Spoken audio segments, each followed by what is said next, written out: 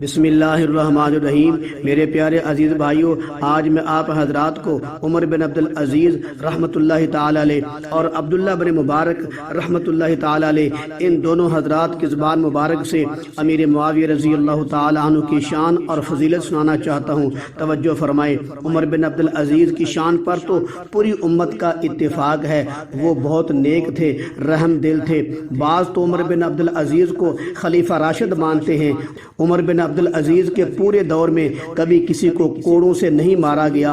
ایک مرتبہ کسی آدمی نے امیر معاویہ رضی اللہ عنہ کے بارے میں زبان درازی کی۔ جب عمر بن عبدالعزیز رحمۃ اللہ تعالی علیہ کو پتہ چلا تو انہوں نے حکم دیا کہ ایسے آدمی کو کوڑے لگائے جائیں، لہذا امیر معاویہ رضی اللہ عنہ کے خلاف زبان درازی کرنے والے کو سرعام کوڑے مارے گئے۔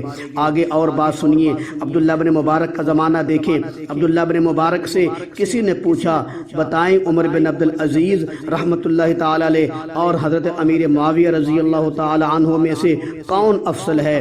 یہ سوال سن کر عبداللہ بن مبارک رحمۃ اللہ تعالی علیہ غصے میں آ گئے اور فرمایا، تم ان دونوں کی آپس میں نسبت پوچھتے ہو؟ فرمایا، خدا کی قسم، وہ مٹی جو کملی والے کے ساتھ جہاد کرتے وقت امیر معاویہ رضی اللہ تعالی عنہ کی ناک میں چلی گئی تھی، وہ مٹی بھی عمر بن عبدالعزیز سے افضل ہے۔